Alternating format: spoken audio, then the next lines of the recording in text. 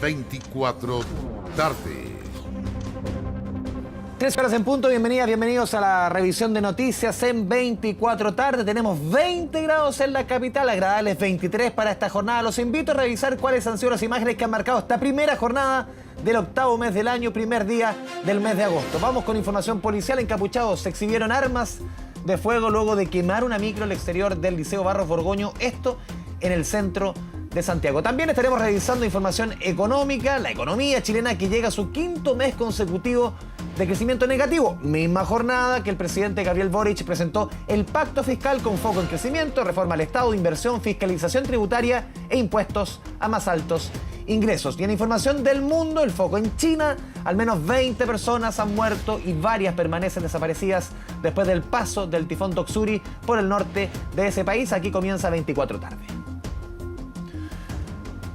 Comenzamos con lo que yo les había reseñado recién. Encapuchados exhibieron armas de fuego luego de quemar un microbús al exterior del Liceo Barros Borgoño, esto en el centro de la capital. Fabián Collao con esta información y el resto de las informaciones policiales de la jornada. Don Fabián, ¿cómo le va? Buenas tardes.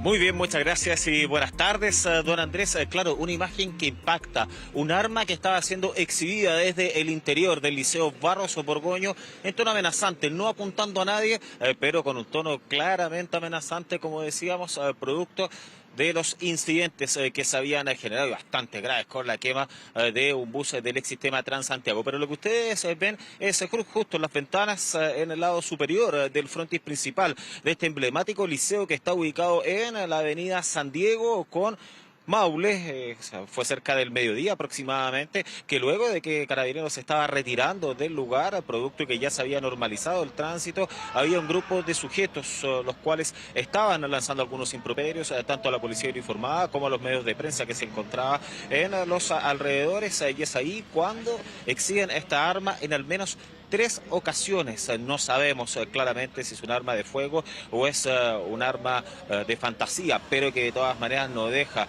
la gravedad del asunto y que incluso no pasó absolutamente nada, porque según lo que pudimos observar hasta hace pocos instantes que nos retiramos, no hubo el ingreso de Carabineros, no existió ni tampoco hubo alguna situación anómala, suspensión de clases, por ejemplo, o algo así. Lo que tenemos entendido hasta esta hora de la tarde es que al menos no hay responsables respecto a esta arma que estaba al interior del Liceo Barros Borgoño, y por eso es que se han tomado las coordinaciones entre Carabineros y la dirección de este recinto educacional para poder obtener mayores antecedentes con estas imágenes que fueron captadas de hecho por Alejandro Mella, por nuestro camarógrafo, y que al menos pudimos ver en 3 ocasiones. Un arma de fuego que al menos lo que se puede apreciar tiene una similitud a una pistola y que claramente por la distancia no se puede establecer si es que es real o de fantasía, pero si fuera lo último, cabe recalcar que hay muchísimas armas que son modificadas por delincuentes para poder cometer ilícitos. Por lo mismo llama la atención y es una situación que tiene que ser investigada de todas maneras por la gravedad del asunto en medio de hechos de violencia que han afectado a recintos emblemáticos. Ayer le estábamos contando el Liceo Darío Salas, donde una alumna, luego de sufrir bullying durante el primer semestre, fue apuñalada en el abdomen y afortunadamente se encuentra en buenas condiciones de salud. Al menos no hay heridos producto de esta grave situación, esta arma, donde todavía al menos por parte de la municipalidad no han entregado declaraciones respecto al resultado de esta investigación, que nos imaginamos que está en desarrollo porque todavía no salen de clases desde el interior del Liceo Manuel Barros Borgoño, pero los incidentes, al menos al exterior, concluyeron en una jornada bien agitada que comenzó cerca de las 9, cuando un grupo de sujetos comenzó con basura al exterior por calle San Diego. Posteriormente esto se transformó en barricadas y justo un bus del ex sistema Transantiago del recorrido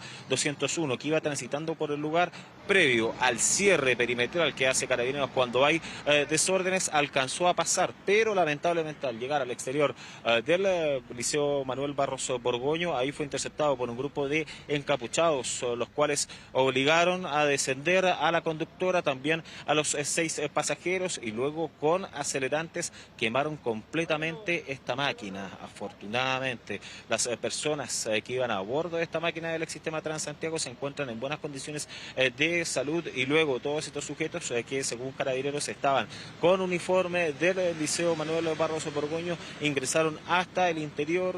No hubo mayores escarapuzas y gritos fundamentalmente en contra de la policía uniformada, el control de orden público que tuvo que llegar hasta ese lugar, y bueno, y también bomberos obviamente tuvo que controlar la emergencia, la cual se estaba propagando hacia diversos árboles que se encontraban en los alrededores. Afortunadamente no pasó a mayores, pero de todas maneras respecto a esa situación el Laboratorio de Criminalística de Carabineros tuvo que sacar este vehículo del lugar con el fin de poder ser sometido a diversos peritajes en un recinto seguro para que no existieran mayores desórdenes en contra de la policía uniformada y que este laboratorio especializado pudiera realizar su trabajo. No hay detenidos respecto a la quema del bus del Transantiago, pero que impacta sobre todo que después de eso sucede esta situación de el arma posiblemente de fuego o de fantasía, la verdad que no se sabe, pero que estaba siendo exhibida de tono amenazante desde una de las ventanas principales, desde el interior del Liceo Manuel Barroso Borgoño. Vamos a revisar la impresión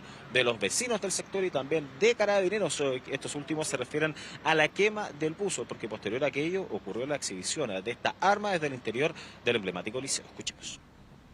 La vi en llama, porque miré para acá y salía el humo como salía, ¿cierto? Humo negro, bueno. Pero acá todos los santos días, señores, que pasa lo mismo. Y son demasiado violentos. Ustedes vieron, había un joven ahí que mostraba una pistola, no sé si sería de fogueo, no sé si lo vieron.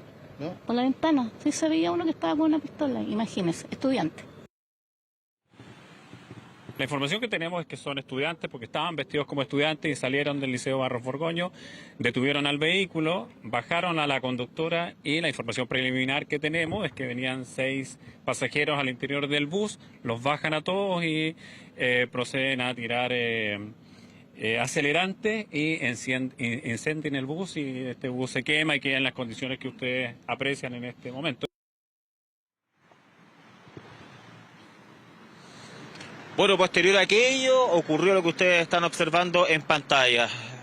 Habían improperios en contra de la policía uniformada, contra los medios de prensa que nos encontrábamos al exterior, y es ahí cuando se exhibe en al menos 3 ocasiones, pueden ser más incluso, de tono amenazante esta arma que puede ser de fuego, pero que de todas maneras no sabemos ¿en qué terminó esto? ¿Por qué? Cuando nos retiramos ya la policía uniformada se había retirado. De todas maneras, lo que teníamos claro es que sí, Carabineros estaba tomando contacto con la dirección de este establecimiento para poder recabar mayores antecedentes respecto a esta situación, obviamente muy peligrosa y que pone en riesgo la integridad de muchísimos niños y adolescentes que día a día van a estudiar realmente hasta el Liceo Manuel Barroso Borgoño.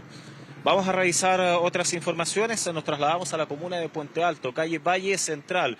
Durante esta madrugada, un violento asalto que afectó a una familia. Y ustedes ven en las imágenes de cámaras de seguridad este grupo de delincuentes, los cuales llegaron en ese vehículo, se bajaron, posteriormente saltaron la reja perimetral, y es ahí cuando el dueño de casa, el cual es adulto mayor, está recién operado, siente algunos ruidos, por eso con un machete golpea su puerta con el fin de amedrentar a estos delincuentes. Pero ¿qué es lo que hacen ellos?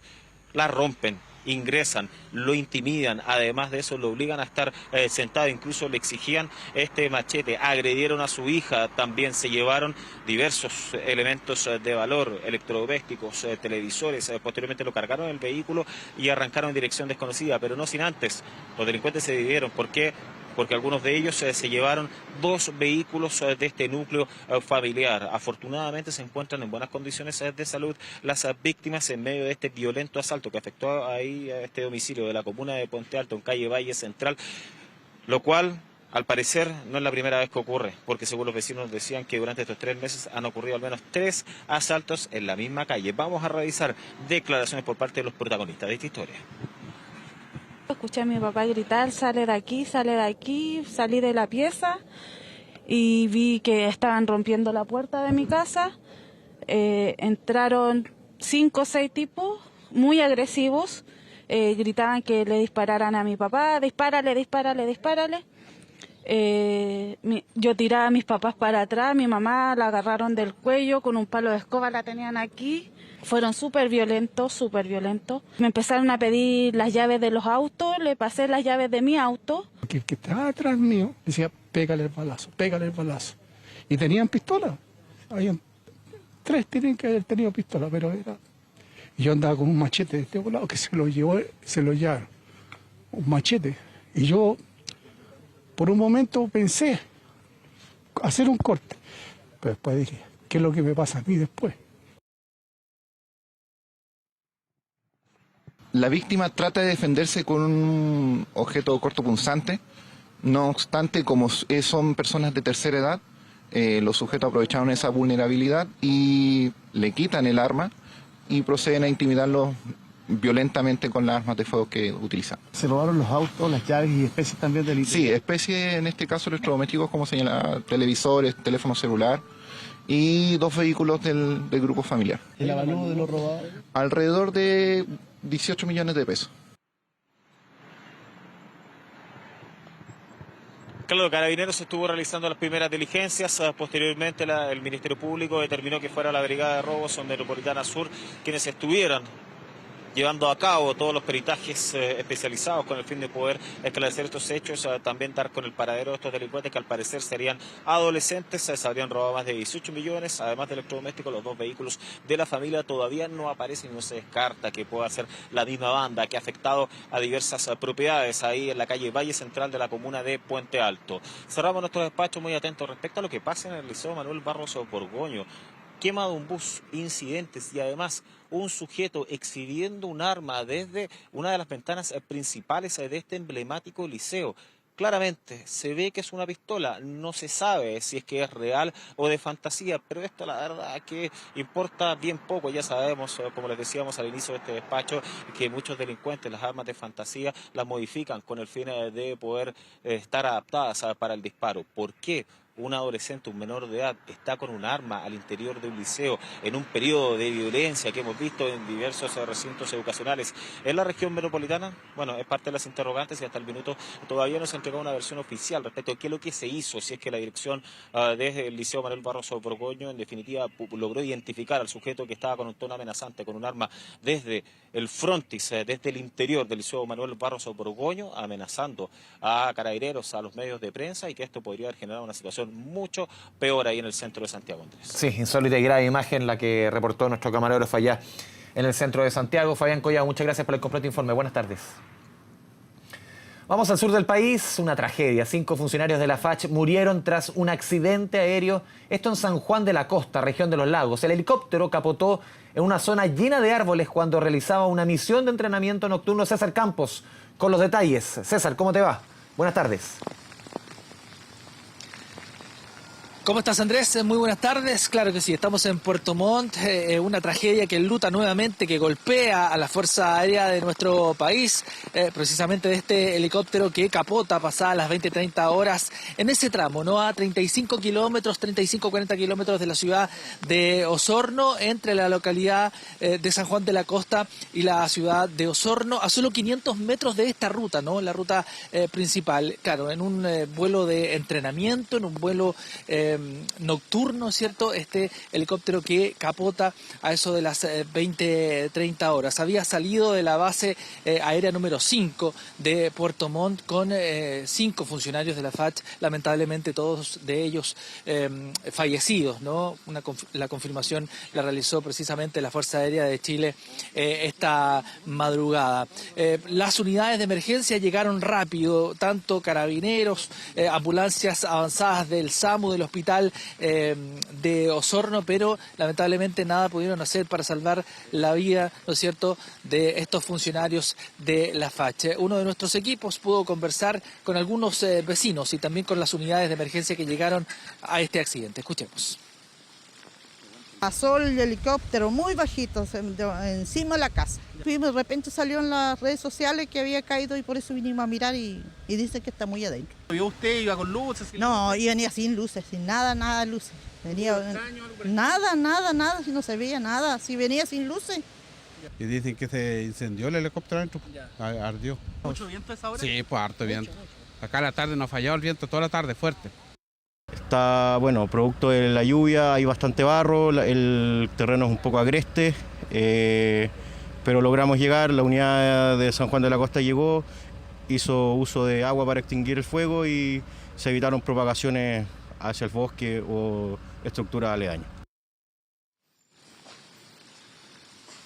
Claro, durante esta madrugada la Fuerza Aérea de Chile emitió un comunicado, podemos pasar a verlo allí, ¿no es cierto? Habla de este helicóptero Bell 412 que salió de la dotación del Grupo de Evasión número 5 de la ciudad de Puerto Montt a hacer este sobrevuelo, ¿no es cierto?, de entrenamiento, de instrucción, y confirma también las identidades de los fallecidos. Hablamos del capitán de bandada Matías González Cofré, el teniente Sebastián Escanilla Montorfano, el sargento primero Cristian Santibáñez Muñoz, el cabo primero Hugo Verdugo Cofré y el cabo primero Leonardo Vázquez Castro. Esos son los funcionarios fallecidos lamentablemente de la Fuerza Aérea de Chile en este accidente donde capotó este helicóptero. Nosotros estamos a la espera de las horas de tristeza y de congoja que lleguen los familiares al servicio médico legal de la ciudad de Puerto Montt para ver si hay alguna impresión de este lamentable hecho ocurrido a 35 kilómetros de la ciudad de Osorno. El gobierno reaccionó, ¿no es cierto?, en palabras de la ministra de Defensa. Escuchemos esa declaración. Obviamente las condolencias a la Fuerza Aérea de Chile, a la familia especialmente, es un momento triste, momento de acompañarse, de solidarizar, y obviamente desde el Ministerio de Defensa en el primer momento hemos conversado con el comandante en jefe, el general del aire, general Rodríguez, y todo el apoyo en momentos tan tristes. Eran las palabras del gobierno entonces, con las palabras de la ministra de Defensa. Insisto, se ha confirmado ya que los 5 cuerpos de estos fallecidos, estos funcionarios de la FACH, se encuentran en el Servicio Médico Legal de la ciudad de Puerto Montt, donde nos encontramos con Iván Viskupovich a la espera de que lleguen los familiares precisamente a retirar a sus seres queridos. Andrés. César Campos, muchas gracias por la información desde la región de los lagos y continuamos conectados ante cualquier novedad. Muy buenas tardes. Tu bolsillo.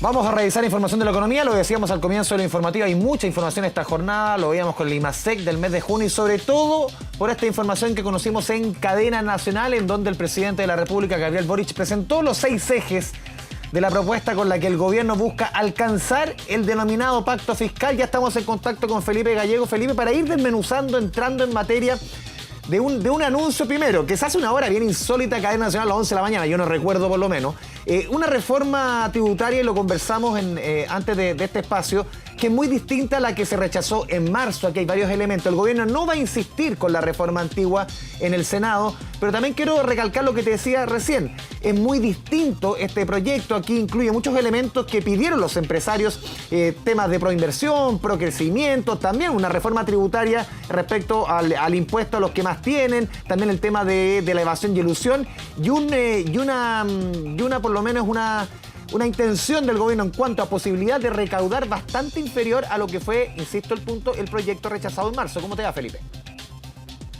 Sí, ¿cómo te va, Andrés? Muy buenas tardes. Claro, se acabó la espera finalmente en cadena nacional, en un horario bien atípico, a las 11 de la mañana, desde la comuna de Independencia. Esa fue la locación en la que el presidente Gabriel Boric finalmente termina con la espera y presenta este pacto fiscal, que, como tú bien decías, es bien distinto a lo que se había presentado inicialmente, lo que contemplaba la propuesta del programa de gobierno del presidente Boric en términos de reforma tributaria. Sin embargo, hay que decir también que la recaudación de todas maneras es importante. Se habla de recaudar 8.000 millones de dólares, que para ponerlo en perspectiva es lo que pretendía recaudar, por ejemplo, la reforma que impulsó la presidenta Michelle Bachelet en su segundo gobierno. Esos son los órdenes de magnitud, 8.000 millones de dólares. En su cadena nacional, el presidente Boric habló de lo que se pretende hacer finalmente con estos recursos. Se habla de 4 pilares en términos de gasto social. Por ejemplo, llevar la pensión garantizada universal hasta los 250.000 pesos. También contribuir a la cotización del 6% de los trabajadores del Estado. Ese es el ámbito previsional que contempla gran parte de este aumento en la recaudación. También se pretende avanzar en la disminución de las filas hospitalarias, también crear un sistema nacional de cuidados y avanzar en materias vinculadas a la seguridad pública. Uno de los anuncios más esperados era finalmente qué iba a hacer el gobierno con la reforma tributaria rechazada durante el mes de marzo y lo ratificó el presidente Gabriel Boric en esta cadena nacional. El gobierno no va a insistir en el Senado con este proyecto que fue rechazado Felipe, durante el mes de marzo. Sí, yo tenía también te ponía el punto respecto a si comparamos proyecto con proyecto. Tú mencionabas muy bien el tema que no se va a insistir en el Senado, pero recordemos que en el proyecto original del presidente en un principio se querían recaudar 4 puntos del PIB, que es más o menos, si lo hacemos una matemática simple, 12.000 millones de dólares. Después se rebajó a 3.6 y ahora esto es más o menos como 2.6, 2.7. O sea, lo que se busca respecto a lo original es más bajo y se suman, y lo comentábamos también antes, otros elementos añadidos que es lo que han pedido los empresarios desde la oposición, pese a que la oposición ha sido muy dura con este pacto fiscal, pero uno ve que antes del 7 de mayo, porque las elecciones del 7 de mayo, hay que decirlo, cambiaron el tono, no solamente en esta negociación, en varias. Antes del 7 de mayo, la oposición empujaba una reforma más bien parecida a esta, que lo que ahora prácticamente están negando la sal y el agua. Sí, sin duda, se incorporaron elementos de proinversión, de crecimiento, de agilizar los trámites. Ojo también con ese tema. Se hablaba de reducir significativamente los trámites que se desarrollan básicamente para poder justamente llevar a cabo diversos proyectos de inversión. Escuchemos justamente lo que dijo el presidente Gabriel Boric en esta cadena nacional, explicando los pilares de este pacto fiscal. No vamos a insistir en el Senado con el proyecto que fuera anteriormente rechazado por 2 votos en la Cámara de Diputados, pues hubo un sector de la política que desgraciadamente nunca quiso sentarse a la mesa a encontrar un acuerdo por el bien de Chile. Ustedes saben bien quiénes son. Desde acá, quiero asegurarles que mi gobierno no va a renunciar jamás a mejorar las pensiones de los miles de jubilados que viven en condiciones indignas, con pensiones por bajo el sueldo mínimo después de haber trabajado toda una vida. ¿Cómo no nos vamos a poner de acuerdo en mejorarle la calidad de vida a ellos, a quienes les debemos tanto? No hay tiempo que perder. Nuestra prioridad son ustedes, que no pueden seguir esperando. Y claro, en su discurso, en esta cuenta pública, hubo varios mensajes en ese tono, ¿no? En el sentido de criticar a sectores de la oposición. Dijo el presidente Boric que no han querido sentarse a la mesa a buscar consensos en el ámbito fiscal. Muchos hicieron alusión a que, claro, esto iba dirigido a la UDI, también al Partido Republicano, que no estuvieron en estas mesas de estas reuniones. Más de 30 reuniones sostuvo el ministro de Hacienda, Mario Marcel, para llegar finalmente a esta propuesta de pacto fiscal que contempla todas estas medidas en el ámbito tributario, también en búsqueda de ir reduciendo la evasión y la elusión tributaria. Y como tú bien decías, Andrés, esto generó rechazo en sectores vinculados a la oposición. Dicen, primero critican el nombre, que se hable de pacto, cuando dicen que al menos acá no hay un pacto que ya esté sellado con ellos particularmente, y también apuntan, y ojo con este punto, hablan de la posible inconstitucionalidad de esta propuesta, porque de todas maneras, en una minuta que se distribuyó después de este anuncio, se habla de que el gobierno va a buscar establecer algún tipo de impuestos a la renta, y ellos dicen que eso podría incurrir en una inconstitucionalidad, considerando que se rechazó inicialmente este proyecto. Los invito a revisar justamente declaraciones por parte de la oposición, también del oficialismo, que se dieron durante esta jornada en el Congreso Nacional. Primero quiero decir que valoro que el presidente haya hablado de crecimiento, inversión y gastar mejor. En medio de estos casos de corrupción, gastar mejor parece una demanda de todos los ciudadanos y hay que reconocer que es un buen anuncio. Pero lamentablemente lo que hace el presidente en términos tributarios no es nada nuevo. Presenta esto como pacto en circunstancias que no ha pactado con nadie y anuncia que lo va a presentar en la Cámara de Diputados saltándose la insistencia en el Senado, que es a lo que el presidente se había comprometido en su cuenta pública. Mientras no se resuelva la trazabilidad del gasto público, mientras no sepamos qué ocurrió con el caso de los recursos que han sido destinados a fundaciones y donde no hay claridad respecto a las normas de trazabilidad y eficiencia del gasto, mientras no haya un apretón del cinturón del Estado, no podemos seguir apretando el cinturón a los sectores medios. ahí estaban entonces las opiniones por parte de Chile Vamos, claro, criticando ellos esta propuesta tributaria. Los invito ahora también a revisar justamente opiniones por parte de parlamentarios oficialistas que dijeron finalmente tras este anuncio hecho por el gobierno en términos del pacto fiscal. El presidente ha hecho una invitación al país. Y cuando digo al país es porque está planteando que esto es un desafío país que tenemos por delante, que es pagar la deuda social. Y en ese sentido, él le ha pedido el apoyo a todas las fuerzas políticas y agentes económicos que se sumen a este pacto fiscal. Es una deuda que tenemos como país que significan 8.000 millones de dólares. 8.000 millones de dólares que hoy día no están en el Estado y que es necesario recaudar para pagar esta deuda social. Cuando se plantea en el Congreso que es importante avanzar en el aumento de la PGU, en aumentar también la cobertura, bueno, eso hay que financiarlo. Y todos a quienes han planteado esa idea y sin embargo plantean mecanismos de financiamiento que no son reales, que no dan cuenta de poder tener un financiamiento suficiente para esas necesidades, simplemente están engañando a la ciudadanía. Yo creo que el mensaje ha sido claro por parte del presidente de no renunciar a poder resolver los problemas más urgentes que tiene el país. Una discusión entonces que recién comienza. El gobierno pretende recaudar entonces 8.000 millones de dólares con este pacto fiscal y el ministro Marcel también en paralelo anuncia un grupo de expertos, también asesoría de la OCDE en dos temas, en dimensionar el impacto del crecimiento en la recaudación fiscal y también en el efectivo uso de los recursos públicos. También se espera durante esta jornada que el mismo ministro Marcel entregue un poco el cronograma de lo que va a ser. Claro, todo este pacto fiscal, estamos hablando, no sé, de impuesto a la renta, de evasión y elusión, o sea, ¿cuál va a ser el cronograma en cuanto a cuándo se van a mandar lo que necesita un proyecto de ley, que necesita esto y otra modificación? Eso estamos a la espera, ¿no? Incluso lo decían diputados de la derecha y la oposición. Claro, si se quiere, como el gobierno no va a insistir, el gobierno puede presentar cambios a los tributos, porque ya fue rechazada la reforma tributaria. Entonces, sí puede, por ejemplo, el tema de la evasión y elusión, que no es un cambio de impuestos, sino que es decir, vamos a intentar recaudar lo que se debiese recaudar. Distinto cambio al impuesto a la renta u otro elemento, que eso sí debiese esperar por lo menos a marzo. Sí, sin duda. Vamos a esperar, estamos atentos finalmente, porque va a hablar a eso del mediodía el ministro de Hacienda, Mario Marcel, en La Moneda, y ahí se esperan mayores precisiones en términos de los plazos, en términos de las fechas, para definir cómo va a ser finalmente el cronograma de los proyectos que requieren pasar finalmente por el Congreso. Felipe Gallego, muchas gracias por el completo informe. Buenas tardes. Buenas tardes.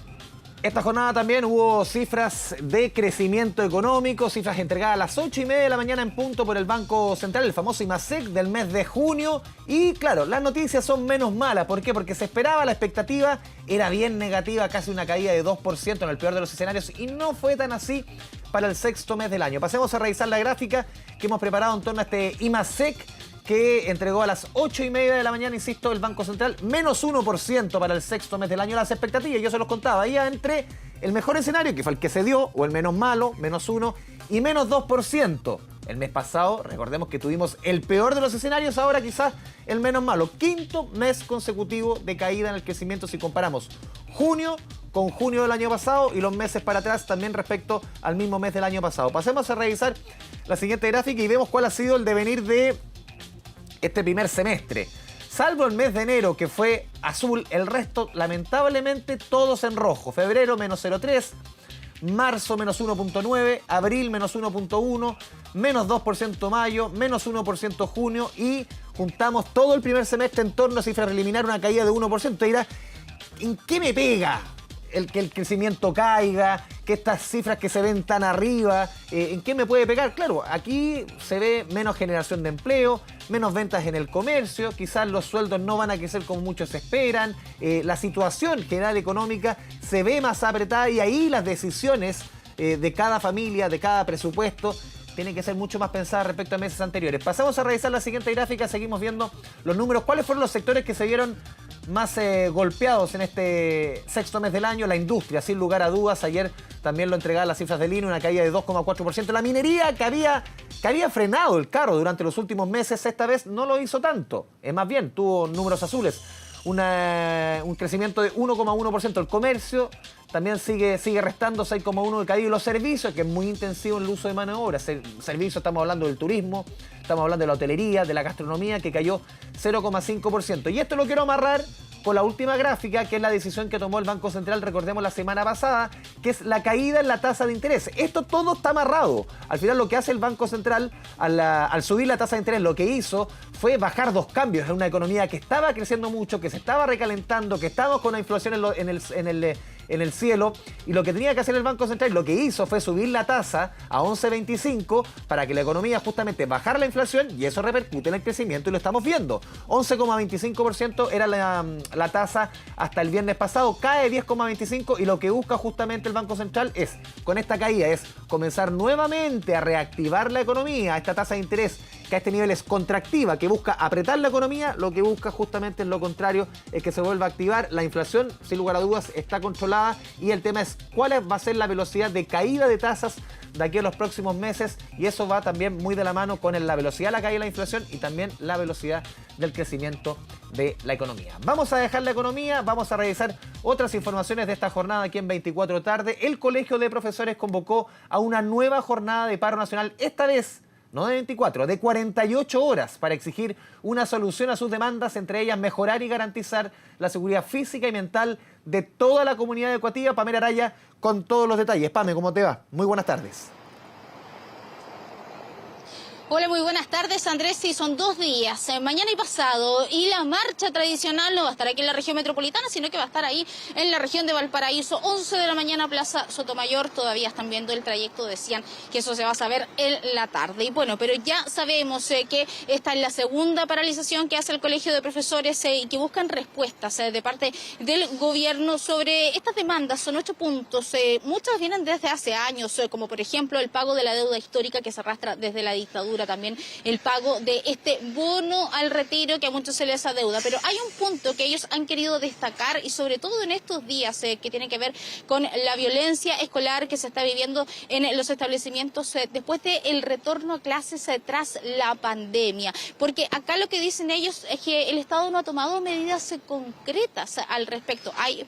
Hay algunas medidas, se las vamos a contar después, pero ellos lo que dicen es que esto tiene que ser integral, que tiene que ser en todo el país, y que esto, lo que está sucediendo, ha afectado no solo a los profesores respecto de licencias médicas, sino también a los estudiantes, y que esto dificulta entonces que se pueda enseñar con eficacia, porque todo esto se ve interrumpido el proceso finalmente por lo que está ocurriendo. Un punto que él recalcó sobre todo hoy cuando se conoce este caso en que se quema una micro fuera del Barros Borgoño, en que según Carabineros también se ve en un video, sería un estudiante el que estaba mostrando un arma al interior del mismo establecimiento, y que ayer además apuñalaron a una estudiante en un liceo aquí en Santiago. Vamos a escuchar lo que dice el presidente del Colegio de Profesores.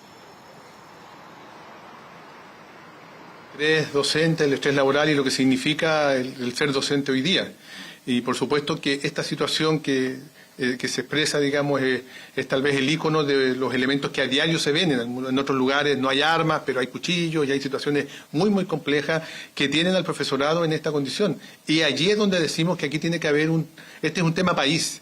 Es un tema en el cual el país tiene que involucrarse, el Estado de Chile como Estado, más allá solo del Ministerio de Educación, tiene que entregar políticas claras respecto de cómo avanzamos hacia una sociedad distinta. Dentro de las políticas claras decía, por ejemplo, entregar más recursos para que pueda haber más psicólogos dentro de un establecimiento, y así abordar, por supuesto, los problemas de salud mental de toda la comunidad. Pero ocurre que si hay un programa que se hace cargo de esto, que tiene que ver con la violencia escolar y la convivencia, que es el programa A Convivir se Aprende, que este año ya involucra a 100 comunas, y de hecho hoy se hizo un balance respecto de cómo se está desarrollando este programa, que busca capacitar, por ejemplo, a los profesores con universidades, entre otros puntos, para enfrentar estas situaciones. Fue en el marco de este balance, pero antes que hablar del Colegio de Profesores, que el ministro de Educación, Marco Antonio Ávila, se refirió a este paro, y a propósito también que los profesores dicen que no han sido escuchados. Vamos a escuchar lo que dice el ministro de Educación. Ojalá mantener nuestra vinculación, nuestro diálogo, nuestra conversación, pero ojalá con los estudiantes en clase. A nosotros nos parece que hoy día, considerando la brecha de aprendizaje provocada por la pandemia, parte de eso es lo que estamos trabajando hoy día, asociado a los climas, ¿no es cierto?, al bienestar, la salud escolar, la salud mental, perdón, dentro del espacio educativo, el espacio escolar, no es muy adecuado, quizás no, el que nosotros tenemos que suspender clases. Andrés, para recapitular entonces, mañana y pasado este paro del Colegio de Profesores, se va a ver solo una marcha mañana en Valparaíso y el día siguiente va a ser de reflexión. Respecto de los colegios y la alimentación, estos van a estar abiertos para que los niños puedan desayunar y también almorzar. Pamela Araya, muchas gracias por el completo informe. Buenas tardes. 13 horas con 35 minutos, nos vamos a la primera pausa en 24 tarde.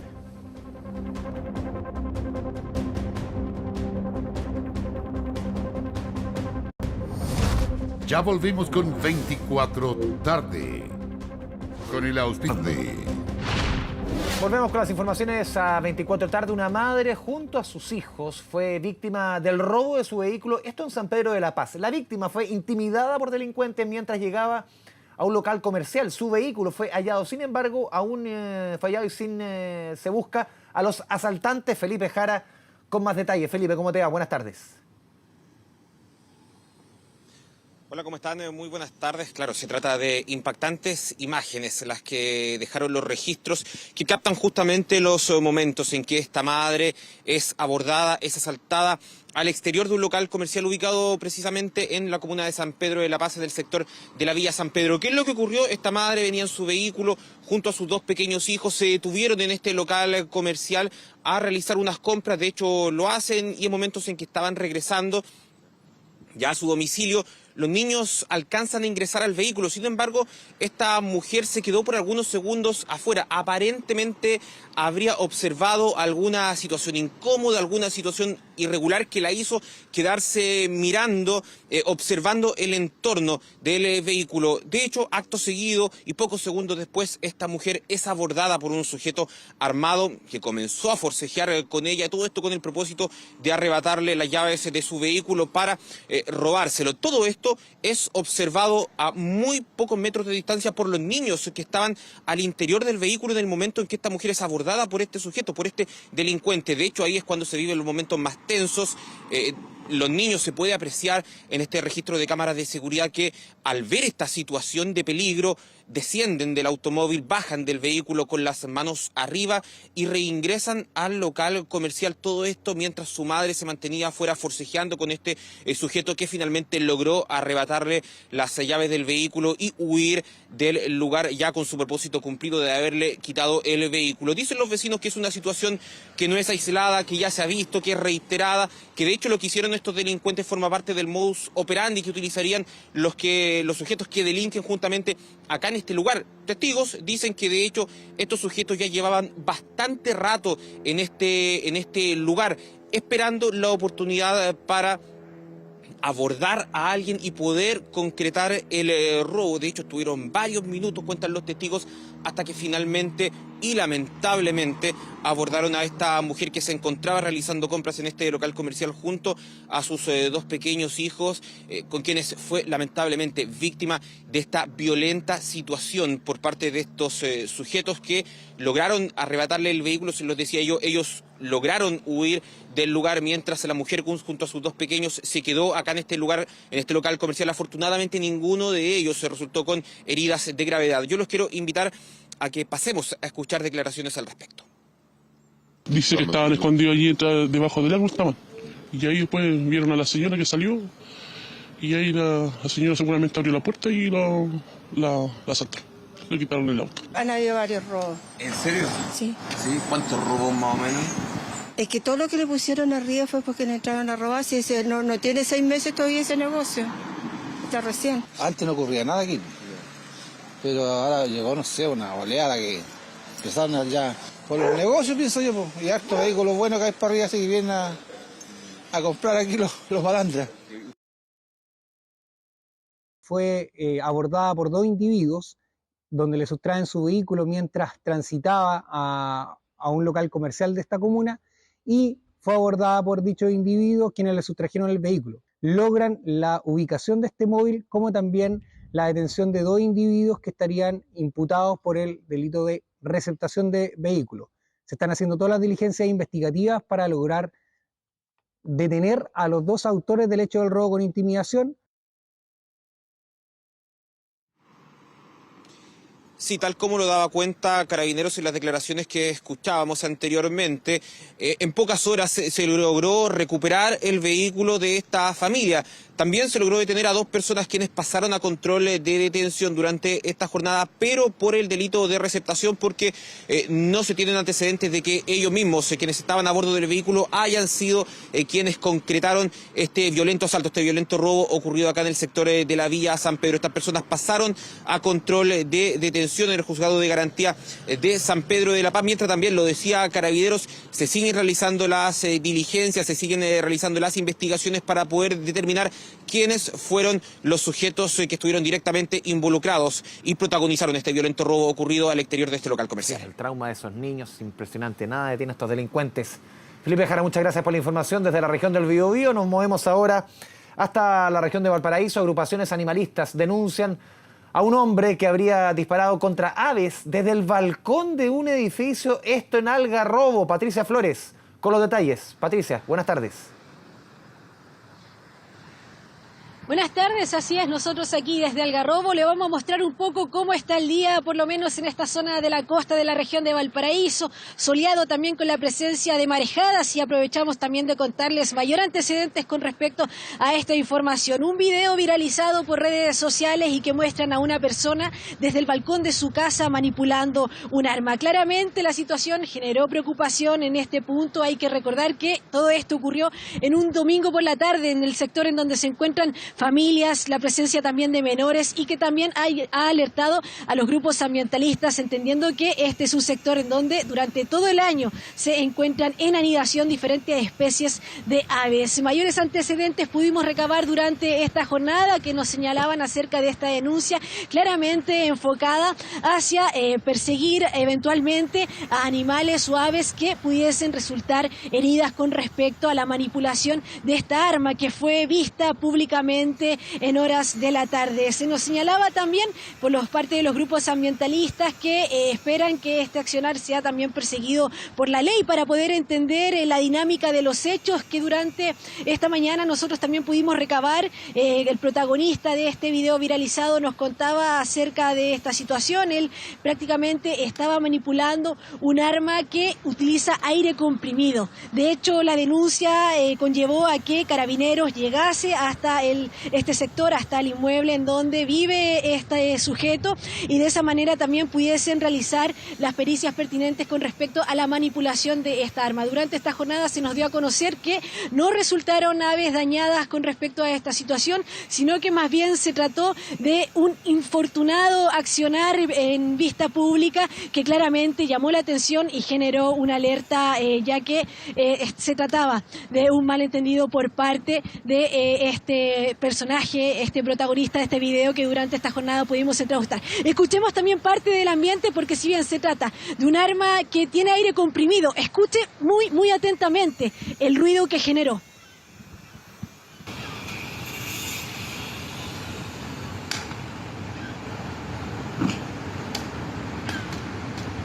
Una situación grave, porque la encuentro muy grave. Aunque sea de fogueo, de balines o de lo que sea, hay terrorismo puro porque la gente, mucho se fue en terror. Aquí es una sociedad que claramente está enferma, gente que viene muy estresada, comete este tipo de acciones sin saber las repercusiones.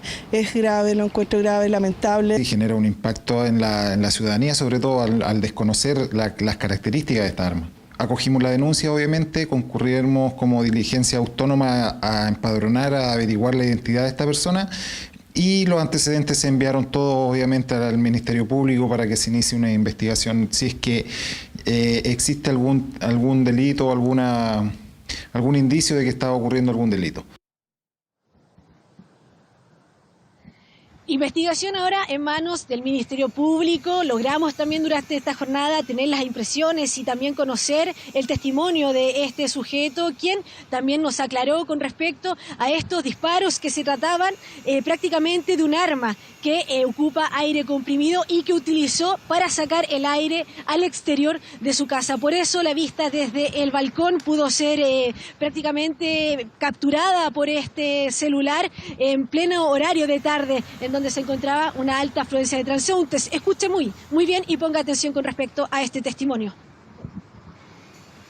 ¿Pero qué usted cree que voy a ser capaz con una cuestión que no tenía ni siquiera el balín de plástico para pegarle a una gaviota o algo? Jamás. La pistola es una pistola de aire comprimido que no le hace daño a ninguna ave, aparte que no le está disparando a ninguna ave. Yo lo que ocurre es que estaba puesta con el gas y había que vaciar el gas, y yo jugando la vacié. Ahora después vino Carabineros, ratificaron el arma que está ahí, que es un arma que está permitida porque no es un arma en el fondo, y bueno, hasta ahí se fueron, pues si no me habrían llevado detenido. O sea, lo que hicieron, tremendo daño a mi persona por filmarme. Ahí escuchábamos la aclaración por parte de esta persona quien protagoniza este accionar bastante desafortunado y para nada acertado, por lo menos a esa hora de la tarde en este punto. Ahora, claramente toda esta situación en manos del Ministerio Público. La situación fue denunciada ya por los grupos ambientalistas, quienes insisten en que esta persona disparaba aves, y también para conocer las posibles acciones que pudiese tener por parte de la justicia el accionar de esta persona. Seguiremos muy atentos a toda la información. Nosotros nos despedimos desde este punto de Algarrobo mostrándoles en las imágenes de Constanza Leighton cómo está la jornada, por lo menos en este día martes, aquí desde la región de Valparaíso. Sí, tendrá que pensarla dos veces el caballero al momento de botar el gas del arma. Bien extraña la maniobra, para si la intención era esa, solamente botar el gas, andar disparando al aire. Bien raro toda la situación. Patricia Flores, muchas gracias, buenas tardes. Y vamos con otra historia que es bien insólita. La diputada Mónica Arce fue detenida por error en el aeropuerto de Santiago debido a que su RUT fue confundido con el de otra persona con orden de detención pendiente. Sofía Carrizo con los detalles y el desenlace de esta historia. ¿Cómo te va, Sofi? Buenas tardes. ¿Qué tal, Andrés? ¿Cómo estás? Muy buenas tardes. Y déjame contarte que hace tan solo instantes pasó por detrás mío la propia diputada Mónica Arce, quien acompañamos en el término ya de esta historia. Pero déjame comentarte cómo comienza todo esto. Ella tenía planificado para el día de hoy a las 8:15 de la mañana un viaje hacia Ciudad de México para participar de la Comisión Interparlamentaria Alianza Pacífico. Y como toda persona normal, ella tenía que estar 3 horas antes aquí en el terminal internacional del aeropuerto de Santiago. Al momento ella se hace presente cerca de las 6 de la mañana, y cuando ya llega a la Policía Internacional todo cambia, porque al momento de estar allí los mismos funcionarios le dicen que tiene que esperar un poquito porque van a ir a verificar una información. Ella queda atenta, los espera, sin embargo pasan esos minutos, ellos vuelven y le dicen nos tiene que acompañar. Ella dice por qué, y ahí le la notifican que tendría esta orden de detención vigente por el delito de hurto simple. Ella queda bastante consternada porque esto habría ocurrido precisamente en la localidad de Pichilemu, en la región de O'Higgins. Ella incluso señala que ella no ha visitado esta localidad y además que no se le había notificado de forma temprana. Desde la policía ella nos señala que les dicen que no tiene mayor información, pero que esto habría ocurrido en el mes de junio y que finalmente se le hace esta notificación ahora porque estaba a punto de salir del país. Bueno, además de aquello, incluso estaban viendo cómo iba a ser su control de detención, si es que iba a pasar al bloque de la mañana o al bloque de la tarde. Y ojo, porque los parlamentarios, sin darse cuenta de aquellos funcionarios, que ella, como es parlamentaria, tiene un fuero. ¿Qué quiere decir esto? Que ella no puede ser detenida a menos que sea un delito en flagrancia. Bueno, pasa esta situación, pasan un par de horas desde que ella se queda retenida, obviamente, y finalmente los mismos policías se comunican con el mismo tribunal y ahí le cuentan finalmente lo que pasó y por qué ella se encuentra detenida al interior del terminal internacional aéreo de Santiago, porque la imputada que estuvo involucrado en un hecho que ocurrió en Pichilemu tendría el mismo RUT, pero con el último dígito verificador distinto al de ella, principalmente, y este habría sido ingresado al sistema de forma errónea. Obviamente ella dijo que quedó en libertad, bueno, ahí les vamos a comentar en un poquito más, pero ella solicitó más rigurosidad y fallas en este proceso. Tenemos sus declaraciones, su relato, los invito a revisarlas de inmediato. Ocurrió en Pichilemu, en donde una pareja arrendó una casa y de esa casa se sustrajeron cosas. O sea, alguien hizo la denuncia y la persona tiene, una de las imputadas tiene mi mismo RUT, pero el dígito verificador es el que cambia. Por error se digitó mi RUT completo y no el de la persona, entendiendo que solo cambia el último número, y por lo tanto yo soy la que queda en calidad con orden de detención, y pasa esto. Claro, un hecho bastante complejo donde ella nos comentaba bien temprano que estaba bastante nerviosa, incluso hace tan solo minutos atrás pudimos conversar con ella y estaba todavía consternada con esta situación. Bueno, ante esta situación, ante este error, el Tribunal de Letras y Garantía de Pichilemu ordenó anular esta orden de detención contra la diputada Mónica Arce, cuyos datos de individualización y también cédula de identidad fueron aportados de forma errónea por parte del Ministerio Público en una solicitud de formalización. Ella nos contó también que habló con la Policía de Investigaciones y también con el Ministerio Público, quienes le señalaron sus disculpas en torno a este proceso. Pero ojo, porque esto no quedó acá, sino que también generó repercusiones en la Cámara de Diputados, donde ellas dijeron que iban a tomar todas las acciones posibles para que esto no afecte solamente a una parlamentaria, sino que al ciudadano común y corriente. Tenemos también las declaraciones por parte de ella. En el marco de esto los invito a revisarlas de inmediato. Nosotros como Cámara vamos a tomar acciones y vamos a pedir una investigación del hecho, porque insisto, este error le puede costar caro a una persona común y corriente y ahí hay que tomar el resguardo necesario.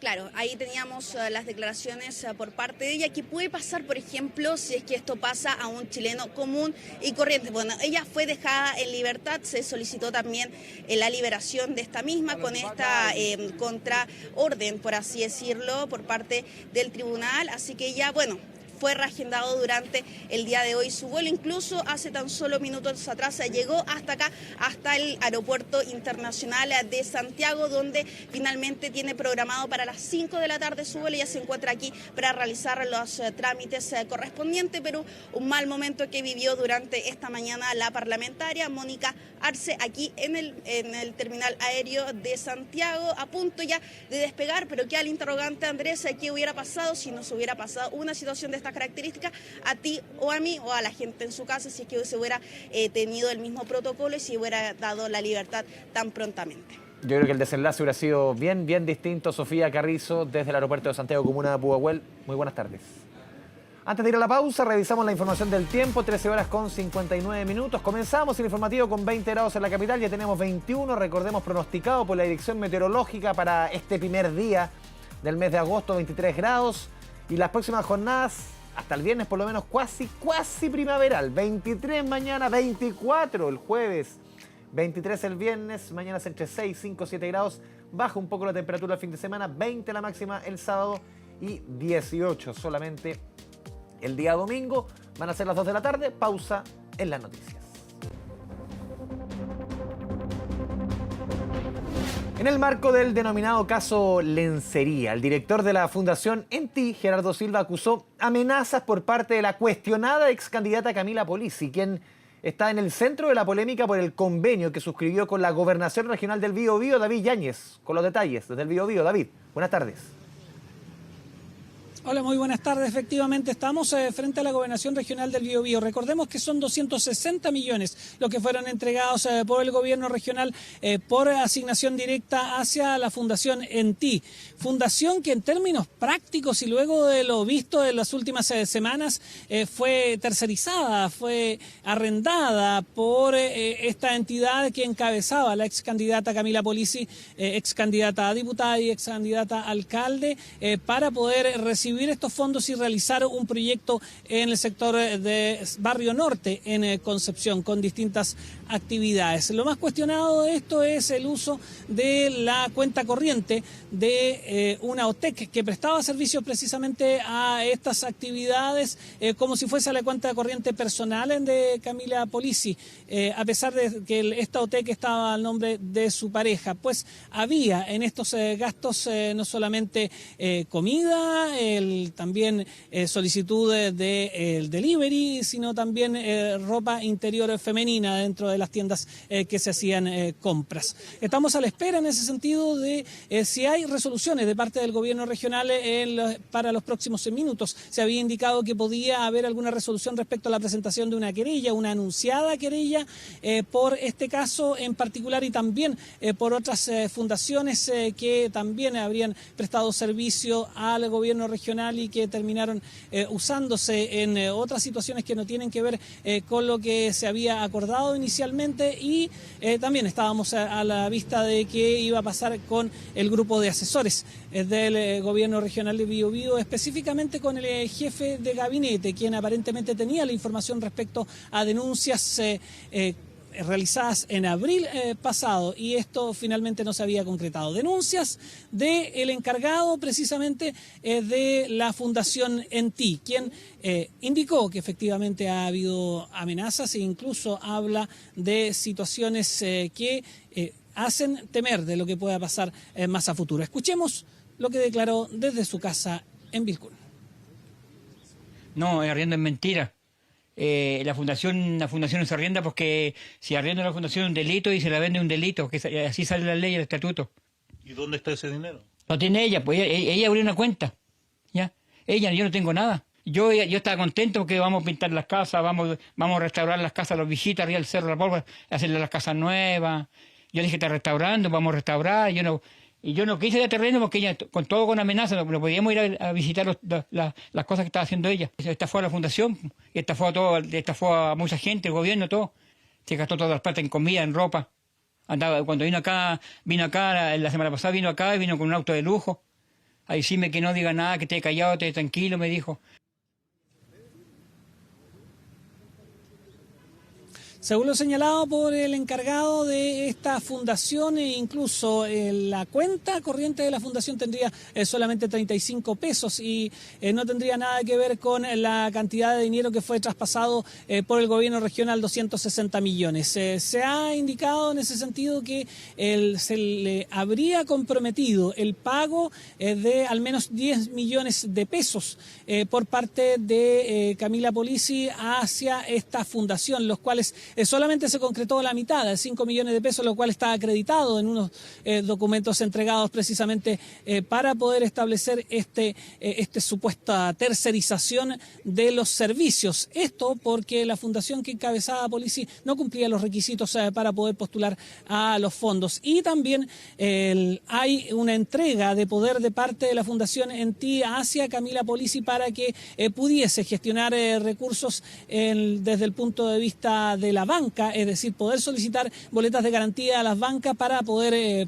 presentarlas ante el gobierno regional y ahí iniciar los trámites de la entrega. Ya ha habido reacciones, no solamente de parte de los consejeros regionales de acá de la zona, que incluso están amenazando con llevar hasta el Tribunal Electoral Regional al gobernador regional, sino incluso del ministro de Justicia. Escuchemos.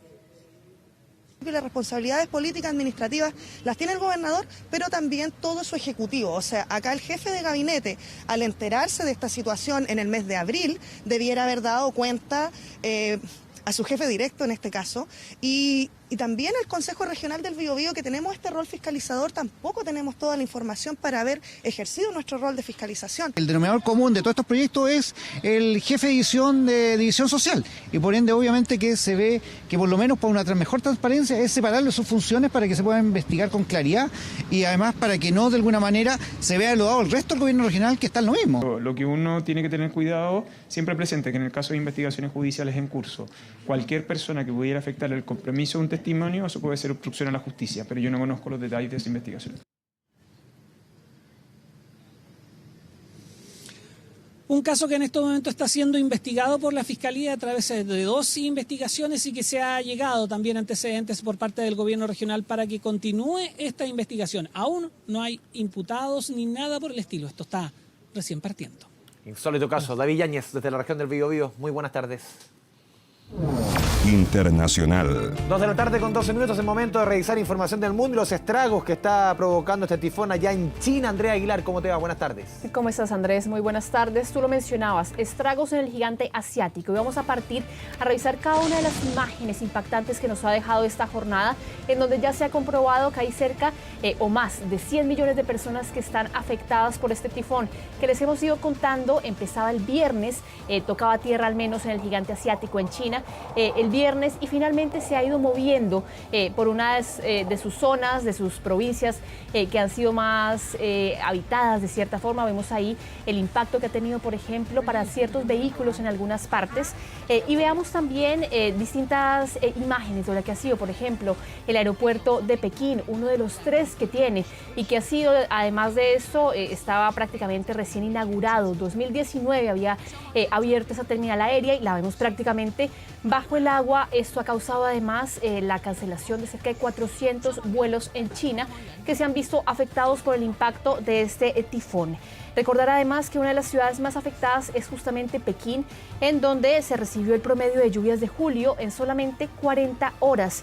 Hay al menos, según las cifras oficiales que se han revelado en las últimas horas, 11 muertos en la ciudad de Pekín, otros 9 en la provincia de Hebei, que es una de las más pobladas de China y donde se teme que podría seguir afectando sobre todo a las zonas que son más pobladas. Revisemos también lo que ha sido el impacto que ha tenido para algunos autos que se han movido durante las últimas horas. Imágenes, además, Andrés, que parece lo que vivíamos, por ejemplo, lo que se veía cuando pasaba un tsunami en Japón. Muchos de los medios también han hecho esta comparación porque justamente el nivel de daño que hay en algunas de las provincias más grandes de China es tal que parece prácticamente que no fuera la inundación producto del desborde de un río, sino un fenómeno mucho mayor. Y vamos a revisar también las imágenes que han llegado desde distintas partes de China, no solamente en Pekín, en Hebei, en Jiangning, que son algunas de las provincias más afectadas, sino de distintas zonas del gigante asiático, en donde realmente han tenido que sacar a la gente en barcos, en balsas inflables, tratar de, sobre todo, poder rescatar a las personas, adultos mayores, a niños, a mujeres. Al menos lo que ha dicho el presidente Xi Jinping es ordenar que se desembolse cerca de 130 millones de dólares. Recordemos que 15 de esos millones fueron los últimos que se sumaron durante esta jornada, pero ya había un desembolso mayor porque la orden del gobierno chino es que se priorice la atención de las víctimas de este fenómeno, que recordemos, lo hemos dicho durante varios días, no tenía que ver únicamente con lo que está pasando China, sino que prácticamente es un fenómeno que desde la semana pasada viene afectando todo el sudeste asiático, que particularmente en Filipinas dejó bastantes estragos. Y justamente durante esta jornada se conoció uno de los videos que se ha hecho viral en redes sociales, porque van a ver ustedes el nivel del daño del tifón en Filipinas es tal que finalmente incluso hay una mujer que se casó en medio de este daño que se dio en Filipinas y que finalmente se pudo comprobar y ver cómo se casaba esta mujer en medio de su boda y ver también el impacto de lo que tenía estas lluvias, este tifón que afectaba Filipinas. Y vamos a seguir hablando de materia internacional porque capturaron, o mejor se está buscando en Bolivia, uno de los narcos más buscados en Uruguay, que además, recordemos, había estado también desde 2021, estaba prófugo. Hay toda una operación en Bolivia para justamente dar con el paradero de este hombre, que además, hay que decirlo, está vinculado de cierta forma al lo que había sido el crimen del fiscal Marcelo Pecci en Paraguay. Recordemos, esto pasaba en mayo del año pasado Y finalmente lo que sucedió en Bolivia es que hay toda una operación desplegada para poder capturar a este hombre que, recordemos, no solamente está siendo buscado en su país natal, en Uruguay, de donde prácticamente tiene toda una estela de criminalidad. Recordemos que estuvo prácticamente 10 años en el mundo del narcotráfico, del crimen, que justamente sale de Arabia Saudita con un pasaporte uruguayo, llega a Bolivia haciéndose pasar por una persona de nacionalidad brasileña. Es por esto que este hombre está siendo prácticamente buscado en Brasil, en Paraguay, en Estados Unidos, también en Argentina, incluso en Bolivia, donde prácticamente se ha dicho que han tenido que hacer todo este tipo de búsquedas de información para poder capturar a este hombre que prácticamente está siendo buscado en varios países de Sudamérica. Vamos a repasar parte de las declaraciones justamente del gobierno boliviano. Bueno, en nuestro país se le ha aperturado el caso por tráfico de sustancias controladas y también tiene un sello rojo y por tal motivo está siendo buscado en nuestro territorio nacional. Todos los domicilios que se ha allanado de este señor o eran de alto valor. El entorno familiar de este ciudadano utilizaban diferentes documentaciones falsas de diferentes nacionalidades.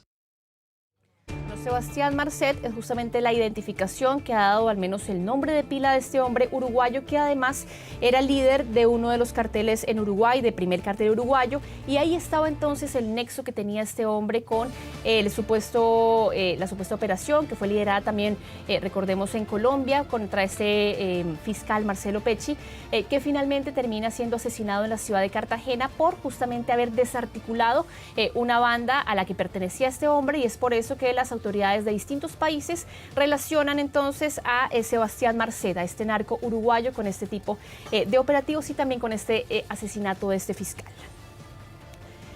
Y pasamos a revisar las imágenes que nos llegan desde Francia, porque no solamente Francia, sino también Italia, España, están empezando a sacar sus ciudadanos de Níger, este país que estamos viendo en imágenes y que, como les hemos venido contando, ha sido prácticamente objeto de un golpe de Estado en los últimos días. Níger es fundamental para distintos países en el hemisferio occidental o países liderados también, porque recordemos que es un bastión en contra del Estado Islámico y de otros grupos yihadistas. Y no solamente por eso, sino porque también la gran mayoría del uranio que se consume en la Unión Europea viene justamente de Níger, y por eso gran parte de la industria nuclear en distintos países, particularmente en Francia, están preocupados por esta desestabilización que se está viviendo en este país del norte de África. El gobierno democrático de Níger era muy importante aliado finalmente para poder combatir los distintos focos de terrorismo islámico que se venían dando en la región. Y vamos ahora a revisar las imágenes que nos llegan desde Portugal, porque hay una polémica, Andrés, por un performance artístico que hizo una artista justamente en Portugal. Hoy, recordemos, parte justamente la Jornada Mundial de la Juventud, parte lo que es la visita del Papa Francisco a Portugal, y a un artista se le ocurrió esta idea: poner una alfombra hecha de billetes de 500 euros para reclamar la gran cantidad de recursos que se están invirtiendo en la visita del Papa Francisco. La protesta del artista callejero Bordado 2 se suma a otras críticas que ha tenido justamente la visita del pontífice.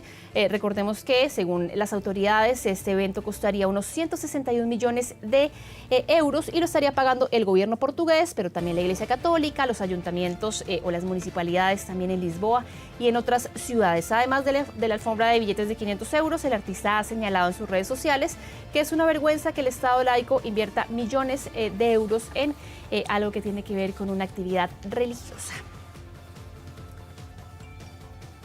Y veamos ahora, Andrés, un perrito que se ha hecho viral en redes sociales. Esto es Canadá, y justamente su pasión son los deportes acuáticos. Levi es un pug de 3 años. ¿Se llama Levi? Se llama Levi, como el editor de 24 horas. No, así es. me está... Andrés, se llama Levi, no hay otra cosa que decir, simplemente. El perrito se llama así. El nombre ya quedó. Y bueno, ya. hay que decirlo, nuestro editor de 24 horas también es fanático de los deportes acuáticos. Él ¿En verdad? Sí. No sabía ese lado de Ricardo Levi. Es un lado que te estoy revelando, Andrés. Y bueno, su dueño es Brock Tetz, comentó en los medios que él es fascinado por todo lo que se ve en las redes sociales, por todo el deporte acuático también. Y parte de eso se ha hecho viral en Canadá, porque finalmente los videos en donde aparece Levi. Le ha dicho también a los medios puede locales llamar su dueño. Levi. Se llama Levi, Andrés, ¿qué le vamos a hacer? Siempre está con ellos en la lancha. Y bueno, este perrito, al igual que a nuestro editor de 24 horas, le gusta bastante el agua. Mira tú, ¿ah? Andrés, sí, no podemos dejar Este para mí es la imagen de la semana. Necesitamos sin lugar a duda. analizar esta imagen, Andrés. Mira, yo lo vi en redes sociales y para mí claramente era un disfraz. Pero, si eso es un oso, claramente, mira, Andrés, la verdad es que no es el oso al que estamos acostumbrados. Yo realmente tuve que buscar en internet porque lo que hace este zoológico de China es aclarar que no era un humano disfrazado, sino que es una especie de oso, el oso malayo, que efectivamente, Andrés, se le hace como una arruga en el potito cuando se sienta finalmente. Es que la parada también es bien humana. Es que todo es muy humano, pero si tú buscas también en internet imágenes del oso malayo, efectivamente son como esta corporalidad mucho más esbeltos que un oso tradicional, que un oso pardo, que un oso panda. Oso malayo. Un oso malayo. Así lo voy a que buscar. al menos le vamos a dar el beneficio de la duda a ese zoológico de China porque sí se parece un poquito a los humanos, al menos en el parado y sobre todo en la parte de atrás, en donde parecía que todo esto era un disfraz. Pero esta especie es bastante distinta a los osos que nosotros normalmente conocemos, Andrés. Sí, la parada es la que uno queda con la duda, ¿no? Sí, la parte de uno atrás anatómicamente no lo ve como una parada de oso. No tiene una parada del oso que nosotros conocemos, ni tampoco la corporalidad. Pero al menos los osos malayos son así, o al menos así los muestra internet. ¿Cómo no tiene nombre este osito? No sabemos cómo se llama este oso. Lo podríamos bautizar, no Levi. No se llama Levi.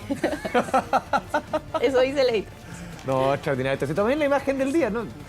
Oso malayo. Estaba mirando aquí una foto de los osos malayos. Sí. Si te das cuenta, sus plantas son distintas, el parado es distinto, claro, y sobre todo la parte de atrás, que es lo que uno más duda.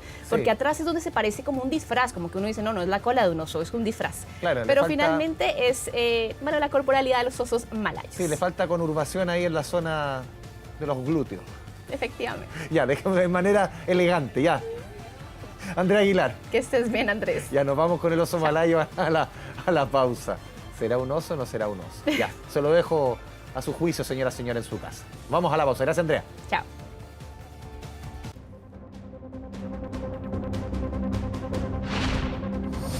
Ya volvemos con 24 tarde. Estamos viendo 24 tarde. 6 muertos y 2 heridos de extrema gravedad dejó un accidente automovilístico registrado a 40 minutos de Punta Arenas. Una de las víctimas es una joven gamer que viajó a la región de Magallanes junto a otros 2 influencers para generar contenidos digitales en la zona. Camila Vargas con los detalles. Camila, ¿cómo te va? Buenas tardes. Hola, ¿cómo están? Así es, durante esta jornada se ha recibido una actualización respecto al estado de salud de los 2 sobrevivientes de este lamentable accidente de tránsito que se produjo en la Ruta 9 Norte a la altura del kilómetro 45 durante la mañana de este día lunes aquí en la ciudad de Punta Arenas, precisamente desde el Hospital Clínico de Magallanes, donde ahora se actualizó dentro de la información que se entregó, se mantiene una sola de las heridas en este accidente. Se trataría de Xin Yang, esta influencer que viajaba en el taxi que transitaba por la ruta desde Puerto Natales hacia Punta Arenas. Ella se mantendría en riesgo vital, según se informó desde el Hospital Clínico Magallanes, mientras que Ignacio Carrasco, la otra persona que resultó gravemente herida en este accidente, fue trasladado a otro recinto de salud de acá de la ciudad de Punta Arenas. Pasemos a escuchar precisamente lo que nos comentó la doctora Erika Contreras, subdirectora médica del Hospital Clínico Magallanes, y también vamos a escuchar a Manuel Lemus, quien era empleador en este caso de las 4 personas que fallecieron durante la jornada de ayer en el vehículo que se trasladaba desde Punta Arenas a Río Verde, como una vecina acá de la capital regional, para realizar trabajos ligados a la centolla. Vamos a escuchar lo que nos comentaron precisamente durante esta jornada. En relación a la paciente de 29 años de edad que ingresó el día de ayer al hospital clínico producto de un accidente automovilístico de alta energía, se encuentra la paciente hospitalizada en la unidad de pacientes críticos, se encuentra de riesgo vital con pronóstico reservado, conectada a ventilación mecánica con sedación, y esperamos que pueda evolucionar favorablemente desde el punto de vista hemodinámico. El día de ayer fue intervenida quirúrgicamente. El segundo paciente que recibimos el día de ayer también de este accidente automovilístico, un paciente de sexo masculino de 32 años de edad recibió las primeras atenciones en el servicio de urgencia y posteriormente fue trasladado a la Clínica Magallanes para continuar su tratamiento en dicha institución. Es terrible, pues terrible para nosotros, para la familia. Hay mucha gente que nos ha llamado dando el apoyo. Ese va a ser también un apoyo económico a cada una de las familias. Ya se organizó, se está haciendo. Y es un accidente muy lamentable, muy triste, porque son toda gente conocida, porque uno los conoce de años, uno los ve a diario, echando la talla, siempre alegre, cuando llegamos a la descarga, siempre se echa una talla, otra, y ahí está el cariño que nace con cada uno de ellos.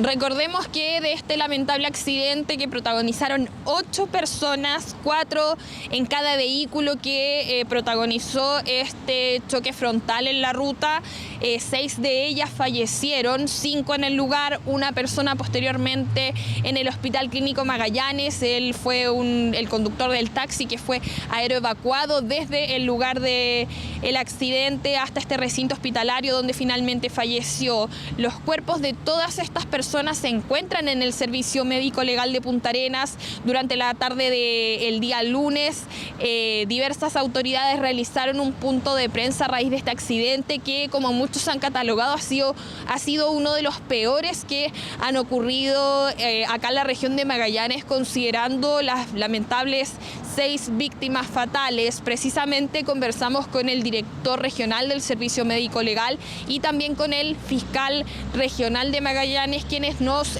comentaron acerca de los trabajos que ambos organismos están realizando en torno a lo que ocurrió con este accidente y también lo que sería la entrega de los cuerpos de las víctimas fatales durante las próximas horas o los próximos días a sus familiares. Hemos realizado las labores de coordinación primero con los familiares para poder conversar con ellos y coordinar las futuras entregas. Estamos realizando desde ya procedimientos de autopsia. Se están haciendo diversas diligencias para establecer las verdaderas causas del accidente. Y estamos entregando todo el apoyo a la CIA, ¿cierto?, a la BOCAC y al Servicio Médico Legal para que eso pueda estar a la brevedad.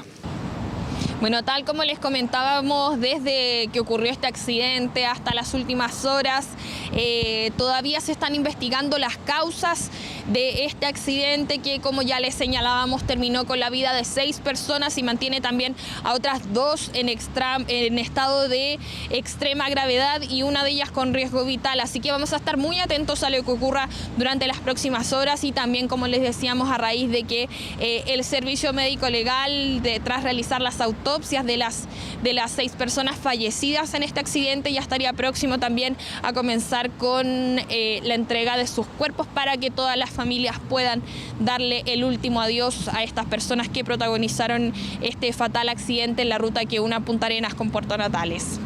Camila Vargas, muchas gracias por la información desde la región de Magallanes. Muy buenas tardes. Vamos a cambiar de tema, también de tono. La empresa Pico Technology, así se llama, tuvo una importante victoria en Chile. Esto porque después de que le rechazaran sus solicitudes para inscribir su marca en el país, en segunda instancia lo consiguió y son 2 los nombres que podrá utilizar acá.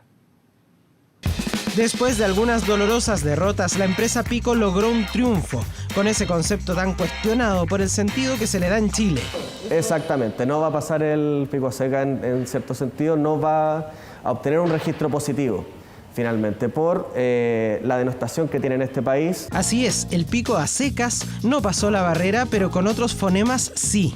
Y es que Pico Technology, una marca china con presencia a nivel mundial en el área de los juegos de realidad virtual en línea, busca inscribir desde 2022 ese nombre en Chile, pero había tenido una férrea oposición del Instituto Nacional de Propiedad Intelectual INAPI, para el que la marca Pico atenta contra la moral y las buenas costumbres. Pico finalmente es una empresa que no solamente se encuentra en Chile, sino que es una multinacional que finalmente no ha tenido ningún problema en otros de estos países por esta denominación, sino que finalmente es nuestra realidad nacional que le prohíbe la entrada. Y en efecto, 2 nombres que el INAPI ya había rechazado, Pico Neo y Pico Goblin, fueron revisados en segunda instancia por el Tribunal de Propiedad Industrial, el TDPI, y ahí cambió la cosa. El tribunal lo que nos está finalmente diciendo es que la denominación por sí sola no va a poder ser registrable, Pero de otras maneras sí, como también existen otras denominaciones, como por ejemplo pico en el ojo. Aquella, por ejemplo, la marca de un vino que ya está aprobada en Chile, y el tribunal fue más allá, ejemplificando con otras 2 marcas que no fueron objetadas por el INAPI. Hablamos, por ejemplo, de Pico 66, un estupendo turrón según dice su publicidad. Pico, para picar en Navidad. Pero que en estricto rigor es Picó, con tilde en la O, lo que le transforma, rigurosamente hablando, en otra palabra, que además es un apellido. Picó, Picó, Picó. Picó es un apellido que existe hace mucho tiempo, es un apellido español. Se puede pronunciar, si lleva tilde, Picó. Si no lleva tilde, Pico. Mientras el otro caso es el de los caramelos Pico Balla. Pico Bala. Pico Bellas. Pico Bala things. Donde el fonema cuestionado nuevamente está adelante, porque otra cosa es decir Pico Balla al revés. Señala un entendido, habituado a tratar con las dificultades de nuestro idioma cuando se utilizan todo tipo de palabras para aludir a los genitales masculinos. Es como el problema que tienen los españoles con polla. Y por eso que los españoles que han llegado a Chile no pueden entender que aquí exista una polla chilena de beneficencia. Para ellos era muy difícil.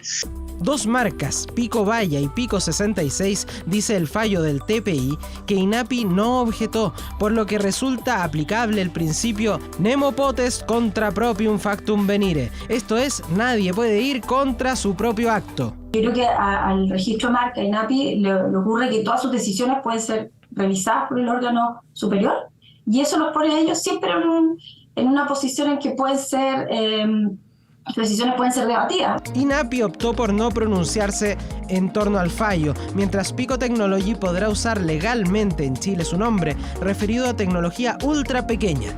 Otro problema para los chilenos si insistimos con la 18ª acepción de la RAE. Solo la última es la que se refiere al miembro viril. Una victoria importante para Pico Technology, que entrará con 2 marcas a nuestro país, esperando que Pico Neo y Pico Goblin se transformen en nombres habituales para muchos chilenos. 5 horas. Volvemos para despedirnos con el Sol de México. Luis Miguel, vea las imágenes, ya está en Buenos Aires para iniciar su gira mundial. El artista arribó al aeropuerto de Ezeiza en un avión privado, ahí lo vemos, proveniente de Ecuador. Miki y su novia Paloma Cuevas salieron en una camioneta blindada, en otra viajaba su seguridad, fueron escoltados por 6 motos de la policía hasta el hospital Faena, donde se está alojando. De esta manera, el Sol de México se prepara para dar inicio al Tour Mundial 2023 con la presentación de 10 shows en el Movistar Arena de Buenos Aires, los que comienzan este 3 de agosto, pasado mañana. También se presenta 10 veces en nuestro Movistar Arena, aquí en la capital, con las imágenes, la llegada de Luis Miguel, del Sol de México a Buenos Aires. Despedimos esta 24 tarde, que tenga una excelente y provechosa jornada.